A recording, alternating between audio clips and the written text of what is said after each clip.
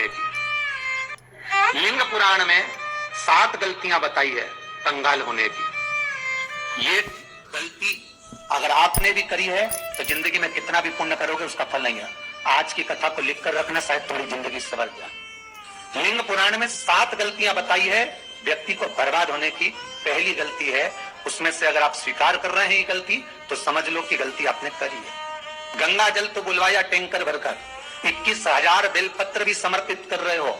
आप मंदिर के अंदर बैठ गए, दर्शन करने वाला आता रहा, किसी को अंदर प्रवेश नहीं दिया। आप गंगा जल चढ़ाते रहे, आप बेलपत्र चढ़ाते रहे, आप स्वयं पूजन करते रहे, और दूसरा व्यक्ति ना जाने किस भाव से, किस रूप में आकर भगवान की सेवा करना चाहता था। पंडित जी ने आपके चक्कर में उसको जल नहीं चढ़ाने दिया, पंडित जी ने आपके चक्कर में उसको बेलपत्र नहीं चढ़ाने दिया। पहली गलती यह हो गई कि भगवान के भक्त को भगवान से दूर कर दिया गया। अब उठा लो श्रीमद् भागवत कथा।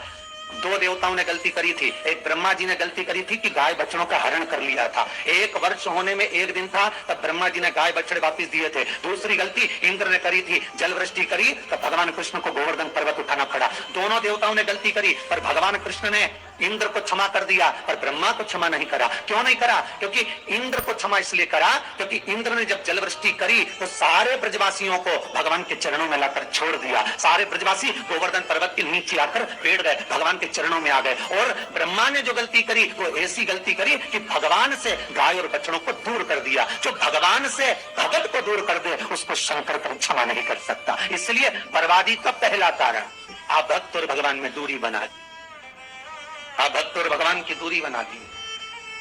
मेरा एक निवेदन हाथ जोड़कर है, हवेली जी हो, ठाकुर जी का मंदिर हो, रामकृष्ण मंदिर हो, शंकर मंदिर हो, किसी भी देवता का मंदिर हो, उसमें भक्त और भगवान में दूरी मत बनवाओ।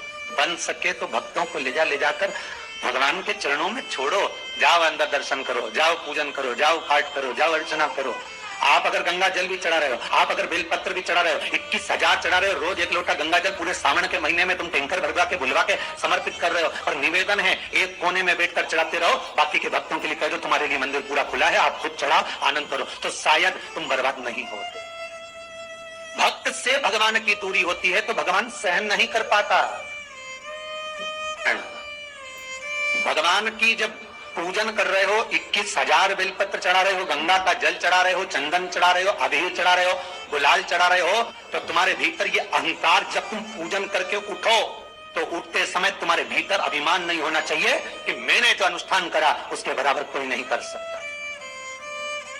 वो अभी लंका अधिपति रावण की सोने की लंका हनुमान नहीं जला सकते थे। संहिता उठाइए और रावण संहिता को उठाकर पढ़िए। हनुमान जी सोने की लंका नहीं जला सकते थे। फिर क्यों जल गई? किस लिए जली वो सोने की लंका? केवल कारण इतना था कि रावण जब शंकर की पूजन कर कर उठता था तो शंकर भगवान से एक शब्द कहता था, भोलेनाथ तुम्हारे सारे भक्तों में मेरे जैसा भक्त कहीं नहीं मिलेगा जो तुमको अपने हाथों पर उठा लेता। बस वो अभिमान ऐसा था कि सोने की लंका जल गई, नहीं तो किसी की सामर्थ्यता नहीं थी कि सोने की लंका जले। आपका धन, आपका वैभव, आपकी सत्ता आपके पास रहेगी, आप पर कर्जा कभी नहीं हो सकता, आप पर कर्जा ठेर नहीं सकता। पर कर्जा क्यों बढ़ा, लंका क्यों जली, क्यों बर्बाद हुए, उसका कारण होगा आपकी अभिमत्ता। ये दूसरा कारण है व्यक्ति को बर्बाद होने का, अभिमत्ता। तीसरा कारण कहा सब्सक्राइब करें हमारा चैनल कि भगवान की सेवा तो आप कर रहे हो, ताकि आप भगवान की चाकरी में तो आप लगे हो, भगवान की आराधना भी कर रहे हो, दिया भी लगा रहे हो, धूप बत्ती भी लगा रहे हो, स्नान भी करा रहे हो, पंचामृत स्नान भी करा रहे हो, सारी पूजन अर्चना सब तुम कर रहे हो। पर हो सकता है इस पूजन अर्चना में आप केवल 3 घंटा पूजन करते हो और बाकी के समय किसी न किसी की जीवात्मा को दुख पहुंचा रहे हो।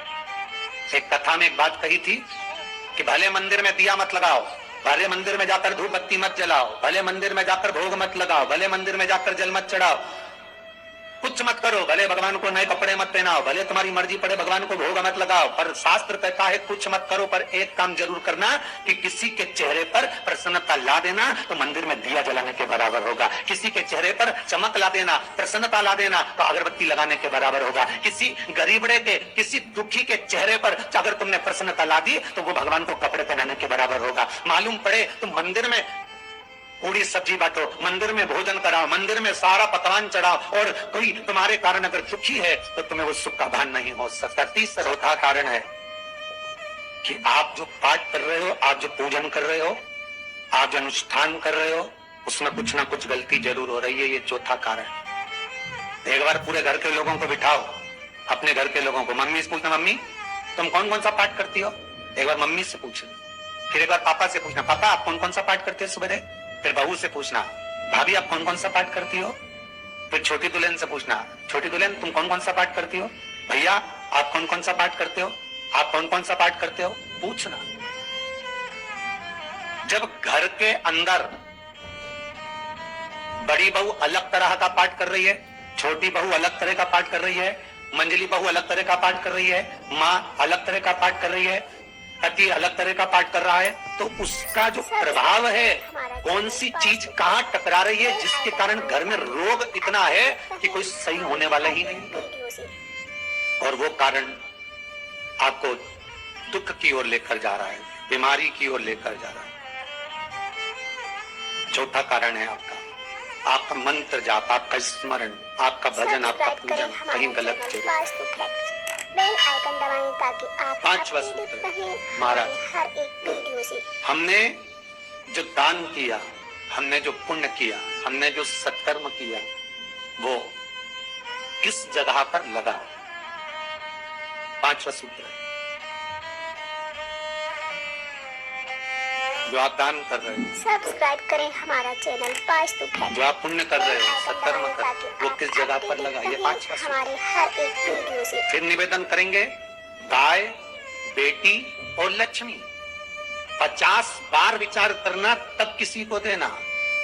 बेटी किसी ऐसे को मत ब्याह देना जो जुआ खेलता हो, मदिरापान करता हो, मांसाहार करता हो, वेश्यावृत्ति करता हो।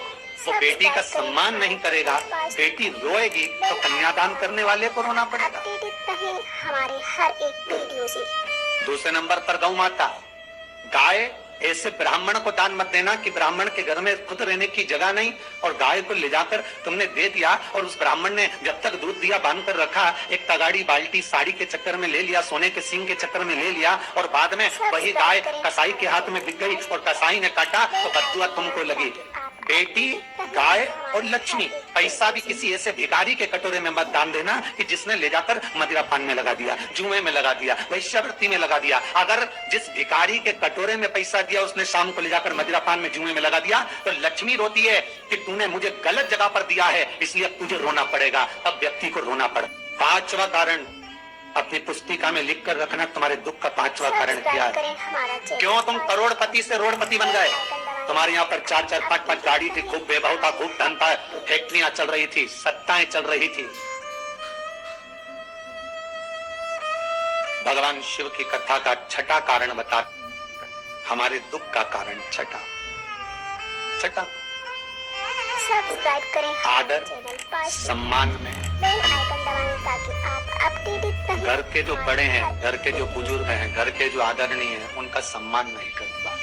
सुंदर कहा, जिस घर में माँ बाप की इज्जत नहीं होती, उस घर में देखना कभी बरकत नहीं होती।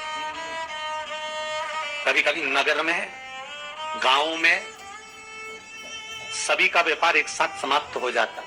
कभी कभी गांव में, नगर में सबका व्यापार एक साथ समाप्त हो जाता है, सबका व्यापार एक साथ ही खल्लास हो जाता है, समाप्त, सभी कर्जे में हो जाते हैं। तो समझ लेना कि उस गांव के खेड़े का देव महादेव, उस गांव का खेड़ापति भगवान शंकर, उस गांव का शिव जरूर रुष्ट हुआ है, जरूर रुष्ट। उसको मनाने का प्रयास करें जिससे अपनी नगर, अपना गांव फिर उन्नति की सीढ़ी पर चढ़ जाए। जो अच्छा काम करवा रही है अच्छी कोड़ी आई होगी, सत्कर्म करवा रही है अच्छी कोड़ी आई होगी, और मालूम पड़े एक कोड़ी ऐसी आ गई जो डॉक्टरों में भरवा रही है, सारा की सारा धन मेडिकलों में लगवा रही है, पुलिस में लगवा रही है, कहीं गलत जगह पर लगवा रही है, कहीं एक्सीडेंट में लगवा रही है। जो कौड़ी गलत जगह पर धन को लेकर जा रही है, समझ लेना कि वो कौड़ी बेकार आ गई जो सारा का सारा बर्बाद करने में लगी हुई है। उस कौड़ी को पहचानो कि वो कौड़ी कौन सी है। सातवां कारण शिव महापुराण का, लिंग पुराण का लिख कर रखना कि एक कौड़ी ढूंढना कि वो कौड़ी कौन सी घर में आ गई जो हमें बर्बाद कर कर चली गई। तो कौड़ी को ढूंढना। सावन से लेकर अभी तक की कथा की सबसे सुंदर व्यक्तित्ववान आज की कथा के 7 कारण शायद आपकी जिंदगी को बना दे। ताकि आप अपडेटेड आज बाबा ने अगर बुलवाया है इस व्यासपीठ से तो आपके लिए बुलवाया होगा। श्री शिवाय नमस्तुभ्यं।